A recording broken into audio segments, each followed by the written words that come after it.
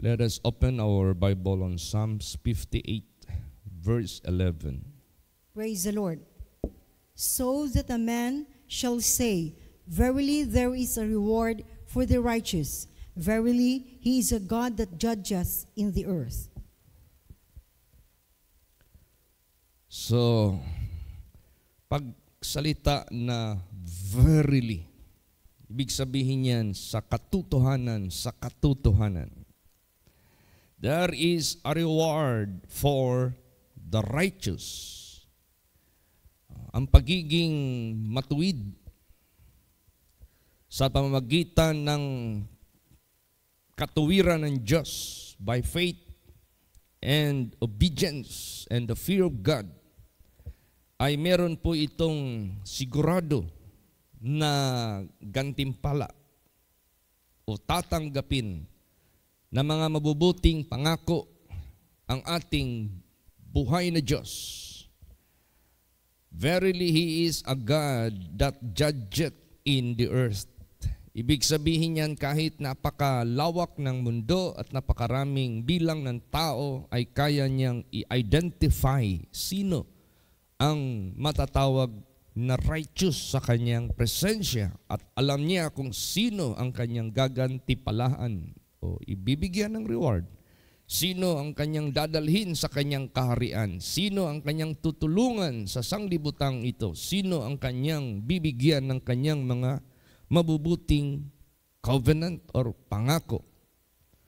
Kaya ito po ay nagbibigay po sa atin kahit paman ng pagbuboost ng ating isip at ng ating puso na napakahalaga na maging mananampalataya tayo sa Diyos at magiging obedient sa Kanya. Kasi diyan lang natin makukuha by faith yung righteousness na yan mula sa Diyos through faith and obedience.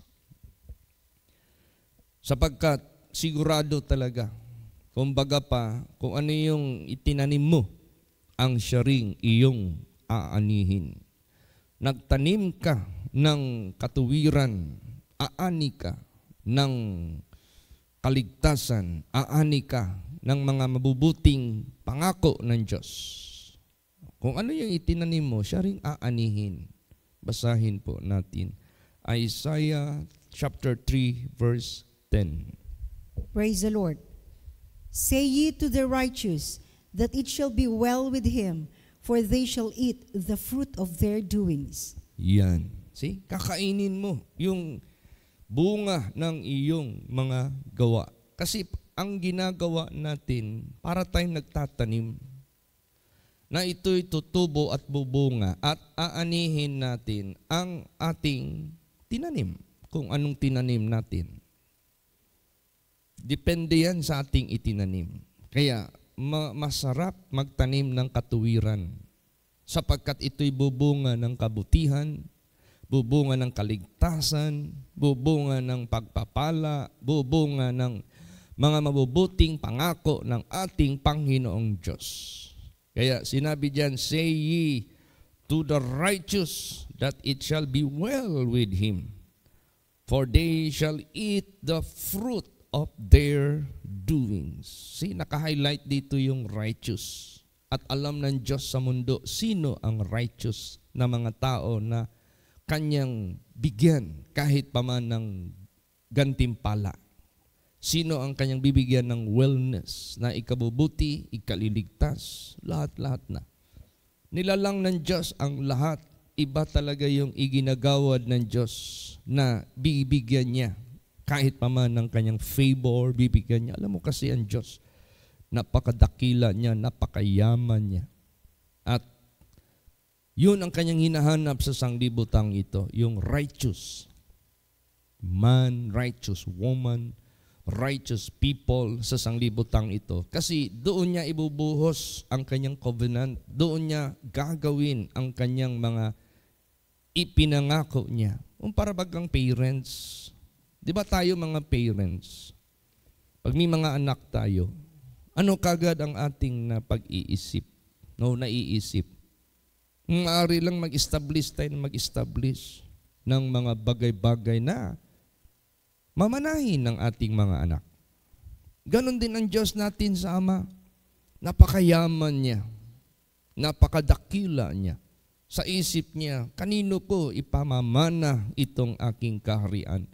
Kanino ko ipamamana ang aking kaluwalhatian na walang kupas? Kanino ko ipamamana ang aking kayamanan? Doon sa righteous. Doon niya ipamamana. Doon niya ibibigay. Doon niya ihahatid sa kanila. Kaya itong tinatawag na righteous person, ito po'y napakahalaga sa presensya ng Diyos at napakapalad mo pag yan ay binigyan mo ng kabuluhan sa buhay mo. Yan ay iyong tinututukan sa buhay mo. Hindi mo, alam mo kasi, yung mga righteous people dito sa Bible na sadyang isinulat ng Diyos as a testimonies, sila yung ating tandaan. Sila yung ating inspirasyon. Kaya nga, mark the perfect man, for the end of that man is peace. Ibig sabihin yan, nagkaroon ng resulta ng kanilang buhay sa sanglibutang ito na mapayapa, matagumpay, masaya. Lahat na, panganlan mo na ang blessedness na galing sa Diyos na iginawad sa kanila. Kaya tayo din ganun. Marami tayong mga testimonies sa buhay natin. At walang ibang pinagmulan yan, kundi itong ating faith and obedience sa ating Panginoong Diyos na naghatid sa atin na maging righteous tayo sa harapan ng Diyos. Kaya pahalagahan natin ito lagi. Magkakaroon tayo ng personal testimonies dito sa Bible. Ang dami kayang mga personalities dito na may mga kanya-kanya silang personal testimonies na sa kanilang pananampalataya at obedience sa buhay na Diyos by faith, nagkamit sila ng righteousness. Kaya nga si Abraham. Abraham believed God and did all what God asked him to do. And it was counted for him for righteousness. O diba? God bless Abraham as what he promised. And not only the things that are temporal, but the things that are to come.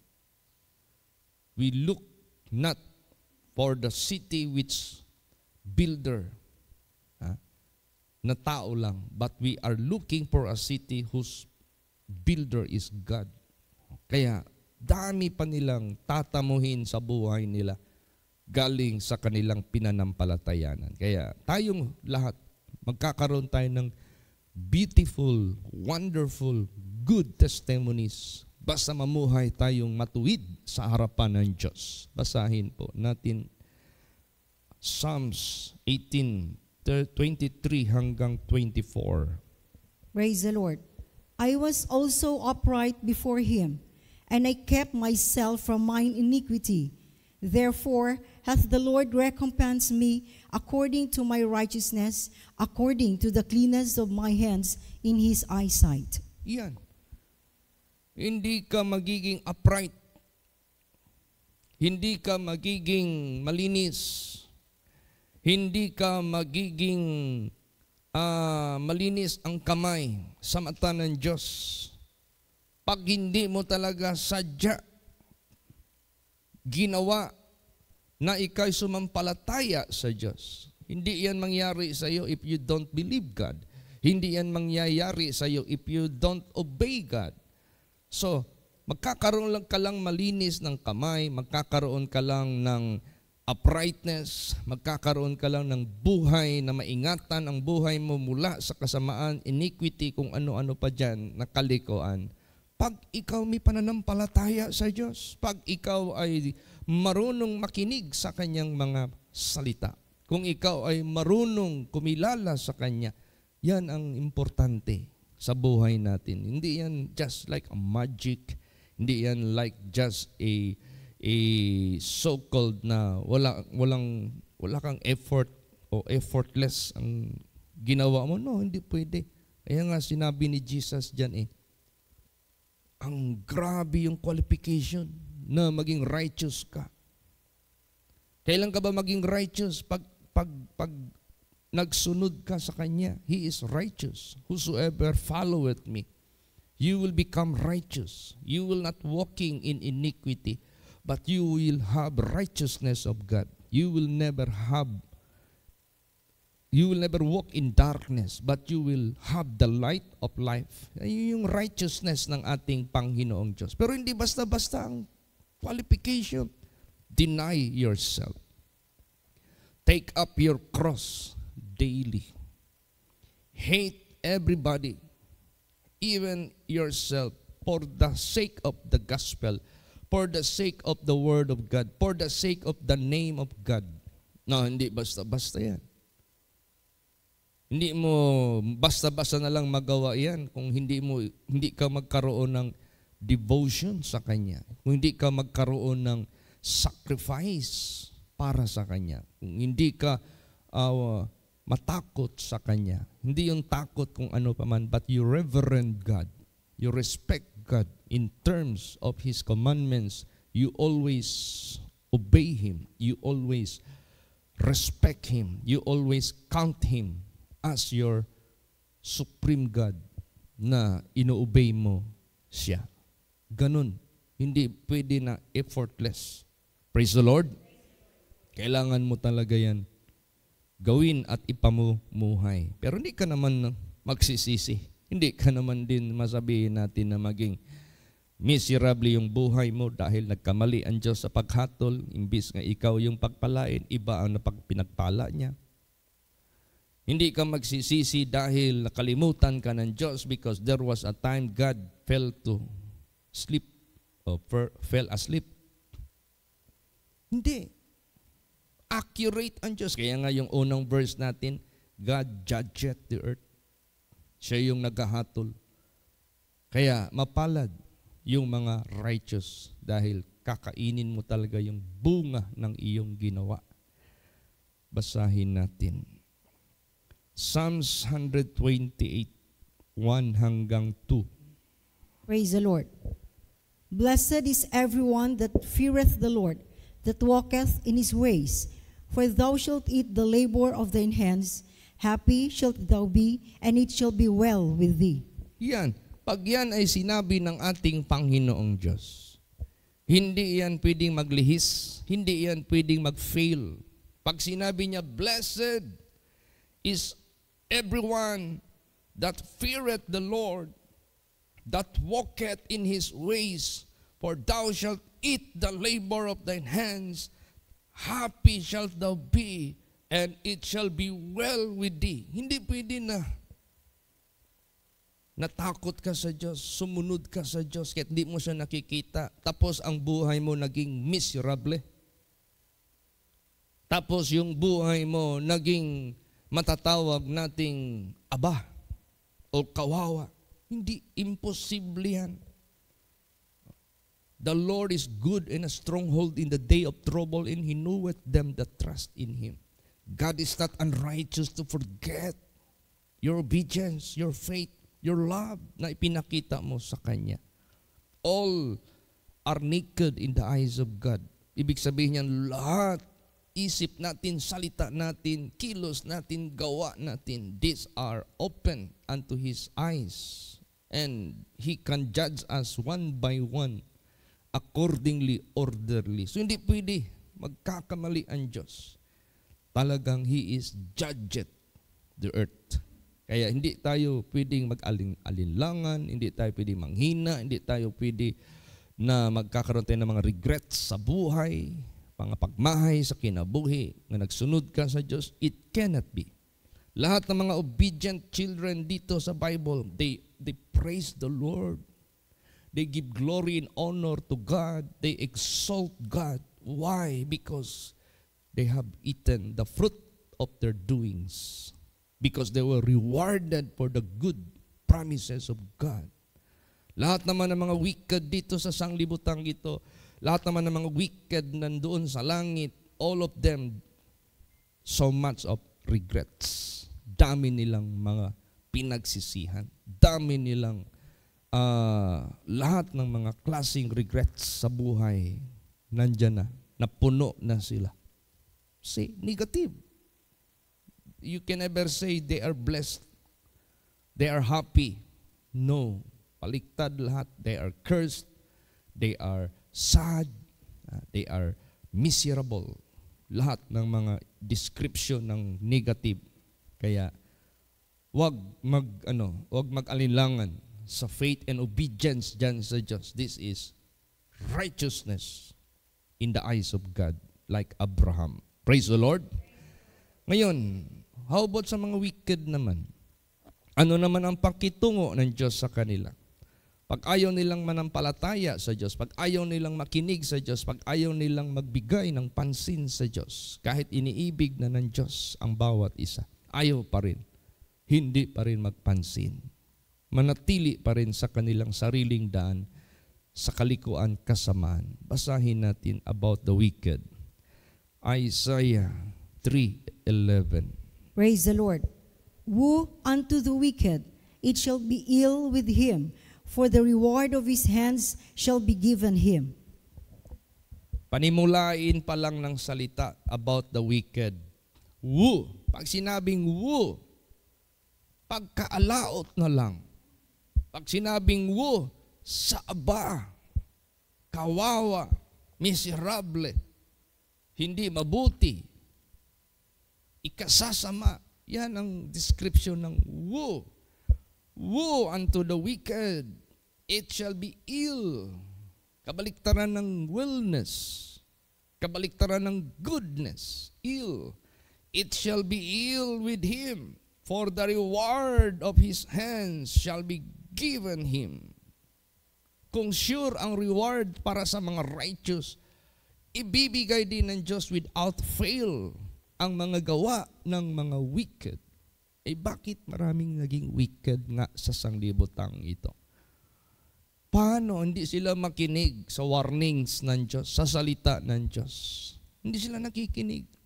Maraming, alam mo kasi ang tao, maging wicked yan, gagawa yan ng masama, gagawa yan ng kalikuan sa harapan ng Diyos. Dahil tinutukso ng dyablo. Paano ba magtukso ang dyablo sa buhay ng tao? Pinapainan niya. Pinapainan.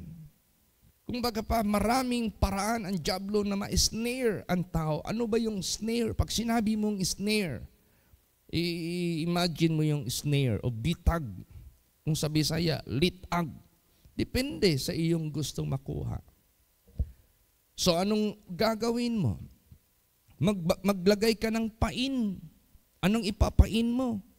Yung paborito niyang kakainin. Yung paborito niya, hindi niya matanggihan na pagkain. Pero meron kang ginawa na paraan. Pag yan ay tinuka niya, merong magtatali sa kanyang mga paa. Mabibitin siya. O merong biglang magbukas, mahuhulog siya, hindi na siya makatakas. Yan yung snare kung tawagin. O merong biglang maglipad na pana at matutusok siya, mamamatay siya. Kaya ang mga wicked sa sanglibutan ito naging wicked dahil sa bitag ng dyablo.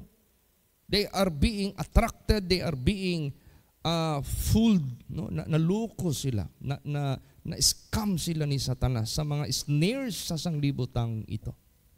Kaya in order to avoid and to detect and to discern the snares of the devil, we need the Word of God. We need to believe God kasi siya yung kabisado sa paraan ng masamang espiritu. He knows what are the snares of Satan na ginagawa niya. So yun ang wicked. Basahin pa natin. Psalms chapter 9 verse 16. Praise the Lord. The Lord is known by the judgment which he executeth. The wicked is snared in the work of his own hands. Higayon. See? The Lord is known by the judgment which he executed. The judgment of God which he made up in heaven against Lucifer and the 1/3 of angels was known. Nalaman ito ng lahat. They were not tolerated. God never gave consent to their wickedness, but God judged them. God condemned them. Naalala nyo yung pag merong international news at may nangyari sa isang bansa, ipalagay lang natin a president that is being assassinated into his death, that will make reactions to many leaders of all different countries, at karamihan ng mga statement sa kanila, we condemn that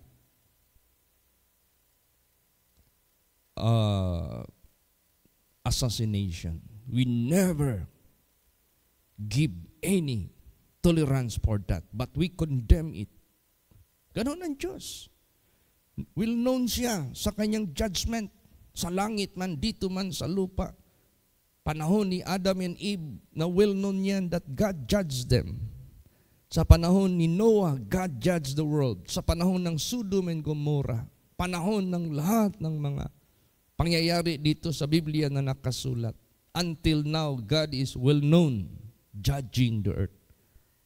Kaya, therefore, huwag tayong magpakapatay mali o yung bang magpakadedma sa mga nangyayari ngayon na hindi ka pa kayang gisingin, hindi ka pa kayang patinuin, hindi ka pa kayang patilikurin sa kasalanan mo. No! This is now the grace of God, the mercy of God for us to use the privilege na meron pa tayong pagkakataon maging righteous. Meron pa tayong pagkakataon makaalis sa wickedness natin kasi walang makakalusot dyan sa Kanya. The Lord is known by the judgment which He executed. The wicked is snared in the work of his own hands. Snared, kapag sinabing snared, walang snare na walang attraction. Walang snare na walang pain. Walang snare na hindi attractive sa gustong bibiktimahin. O kaya, if you disregard the warnings of God, if you disregard the counsel of God, you are like blind. You are like a foolish person na hindi mo alam ang hakbang na gagawin mo. Yung pala, you are entering into the slaughter of your life. Papasok ka na pala sa pag-ihaw o kaya pagpatay ng iyong sarili. Ayan ang mga wicked. Sneered. Nabibitag sila kasi ayaw nilang maniwala sa Diyos, ayaw nilang sumampalataya sa Diyos. Ngayon sabihin mo, Pastor Chit, bakit marami pa rin mga mayayaman ngayon na mga mayayabang na kanya-kanyang bisyo, kanya-kanyang kasamaan, the way they say they are so blessed, the way they say they are so privileged, the way they make statement, they have no problem, they have no sicknesses, they can still sleep, they can have so much pleasures, earthly pleasures, worldly pleasures, sinful pleasures. I tell you. Not meaning to say, nagbigay ang Diyos ng tolerance sa kanila until God will give consent and God will be happy sa ginagawa nila. But God is so patient and waiting for them to repent. Paano, Pastor Chit, if they will not? They will stand as a heretic person. They will stand as stiff-necked people. What is the result? What will be the outcome? Basahin natin. Romans 2 verse 5. Praise the Lord. But after thy hardness and impenitent heart, treasurest up unto thyself wrath against the day of wrath and revelation of the righteous judgment of God. Yan, matapos ang pagmamatigas na ayaw mapagsisising puso, ayaw nila, impenitent heart nga eh. Kayo ay katulad sa nag-ipon sa sarili mo ng puot, sa araw ng puot, sa pagpapahayag ng kanyang matuwid na paghahatol ng Diyos. Hindi pa rin yan makalusot. Hindi pa rin yan makalimutan because God judgeth the earth. God is the rewarder of everyone. Walang makalusot. walang makatago, walang makapagkunwari, walang makapagbigay ng reason, wala. Because God doesn't need any witnesses to witness in favor of you. Hindi na niya kailangan. He is the witness himself. Praise the Lord.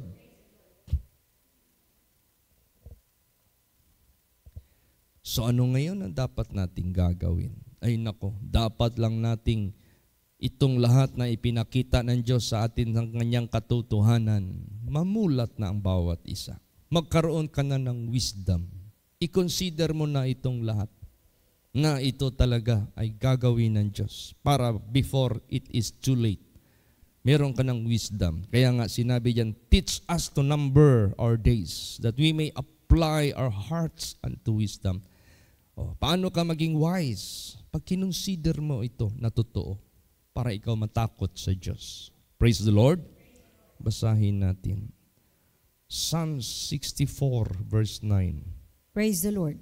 And all men shall fear and shall declare the work of God, for they shall wisely consider of His doing. Yan ang dapat mangyari. Lahat ng tao matakot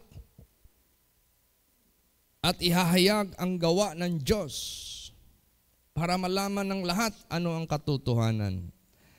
For they shall wisely consider of His doing. May ano ka na. By considering the works of God, magkakaroon ka ng wisdom para ikaw ay hindi ma-snared, hindi ka mabiktima ng diablo, hindi ka mabiktima ng kadiliman. Kaya napaka palad ng mga tao. Kaya ang Diyos ay napaka kapangyarihan. Paano naman yung range ng kanyang pag-judge? Paano naman yung coverage ng kanyang pag-judge? Sabihin ko po sa inyo, it is the entire universe. The heavens as well the earth are included to His rule, to His judgment. Kahit saan ka pa magtago sa sanglibutang ito. Basahin natin. Psalm 67 verse 4. Praise the Lord. O let the nations be glad and sing for joy, for thou shalt judge the people righteously and govern the nations upon earth. Yan. Let the nations be glad and sing for joy, for thou shalt judge the people righteously and govern the nations upon earth. That is the coverage. In terms of world range, it covers the entire globe. It covers all nations. It covers all individuals, ang kanyang pagja-judge, ang kanyang paghahatol. Let the nations be glad and sing for joy. Bakit? Maraming mga tao, alam mo, marami akong narinig sa mga prisuhan na they were framed up. The case that is being filed against them and did convict them and put them into the prison cell. It was planted. It was framed up. Hindi lahat totoo na mga ano dyan. Talagang masama. Ay, hindi naman siguro, pastor. Basahin mo yung Biblia. Joseph was put into prison. Not because of his evil deeds, but he was framed up. It was planted. It was accused falsely. Ganon din mangyayari ngayon sa sanglibutang ito. Kaya, huwag tayong malungkot. There is God in heaven, that the final judge someday. Praise the Lord. There is God in heaven that finally He will give your eternal destiny, your eternal reward. Huwag tayong matakot. Ano mang mangyayari sa mga injustices na nangyayari sa sanglibutang ito. Kaya nga sinabi diyan, all the nations be glad and sing for joy, for thou shalt judge the people righteously. Walang biktima sa injustice. Walang biktima sa matatawag nating bribery pag ang Diyos nang maghahatol. It is absolutely perfect, righteous judgment of God. So therefore, paghusayin natin, matakot tayo sa ating Panginoong Diyos. Huwag mo siyang isihin. Kasi marami tayong maririnig ngayon ng mga salita-salita ng mga tao na kumukutya sa Diyos. Marami tayong maririnig dito ngayon sa sanglibutang ito. They speak against God, against the Creator of everything. At pinapabaranda pa nila, pinapahayag pa nila, wala naman nangyayari sa amin. Kahit pa i-curse namin yung Diyos, wala naman nangyayari sa amin. Yun ang akala nila. Basahin natin. Malakay 2:17. Praise the Lord. Ye have wearied the Lord with your words, yet ye say, wherein have we wearied him? When ye say, everyone that doeth evil is good in the sight of the Lord, and he delighteth in them. Or, where is the God of judgment? Tingnan mo yan. Kabaliktaran, kalukuhan, kamangmangan. Ye have wearied the Lord with your words. Nilalagay pa nila na ang Panginoon ang manghihina sa kanilang mga salita na mga matatalas at mga maruruming salita. Para bagang God is being affected, God is being wearied, God is being fainted because of their words. Ano ka? Hindi mo magawa yan sa Diyos. Pero yan ang sabi nila. Yet ye say, wherein have we wearied him? When ye say, everyone that doeth evil is good in the sight of the Lord. Ayun ang mga statements ngayon. Oh, ito yung mabuti in the eyes of God, same-sex marriage. Ito yung mabuti sa harapan ng Diyos, multiple partners. Ito yung okay ito sa Diyos. Na ang tao na babae magpakalalaki, ang lalaki naman pwede na magpakababae. This is good in the eyes of God. Itong mga marijuana na ito, itong mga druga na ito, this is good in the eyes of God. Itong mga liquors na ito, itong mga makalasing na mga strong drinks nito, okay ito. Nasa Bible yan. Even Jesus Christ made wine in Cana's wedding. Yun ang kanilang mga statements. And He delighted in them, na masaya daw ang Diyos para doon. Sino kaya ang Diyos nire-refer nila? Baka si Lucifer yun. Baka si Satanas yun. It is not the God, the righteous God. Or where is the God of judgment? Hinahanap na nila ang kahatulan ng Diyos. Para tanggapin ang dapat tanggapin ng bawat tao. Wait. Wait, it will come to pass. Wait, it will surely come to pass. Praise the Lord. Oh, ang tanong, are you ready? Are you worthy of His righteous judgment? Last verses, basahin natin. Romans 6:21 hanggang 22. Praise the Lord. What fruit had ye then in those things whereof ye are now ashamed? For the end of those things is death. But now, being made free from sin and become servants to God, ye have your fruit unto holiness, and the end everlasting life. Yan. Oh. Anong ang ibubunga sa mga bagay-bagay na ngayon ikinahiya nyo na? Alam mo kasi, yung ating mga kasamaan noon, ikinahiya na natin gawin. Kasuklam-suklam na para sa atin gawin, nakakahiya na para gawin uli. Kasi binago na tayo ng Diyos. What fruit had ye then in those things whereof ye are now ashamed? Kaya kung nagpatuloy tayo sa mga bagay na yun, ng mga karumihan, kalikuan, kasamaan sa mata ng Diyos.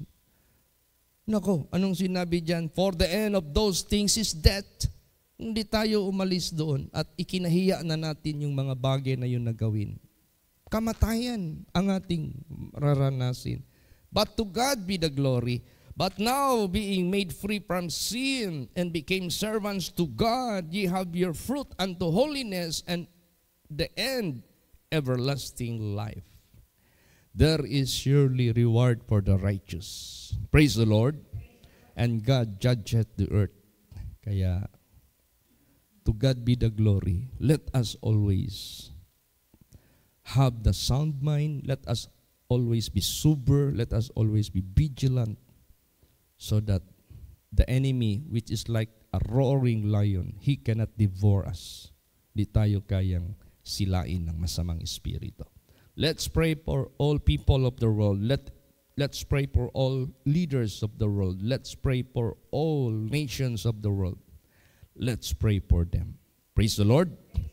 Na mabigyan sila ng mensahe ng banal na salita ng Diyos for them to repent and turn away from their wicked ways. Paano, Pastor Chit? Ayaw nila. Paano magmatigasan sila? That is no longer our business to judge them. But God is the one that judgeth. Ipag-ubaya lang natin sa Diyos. Just pray. Praise the Lord. Magsitayo ang lahat.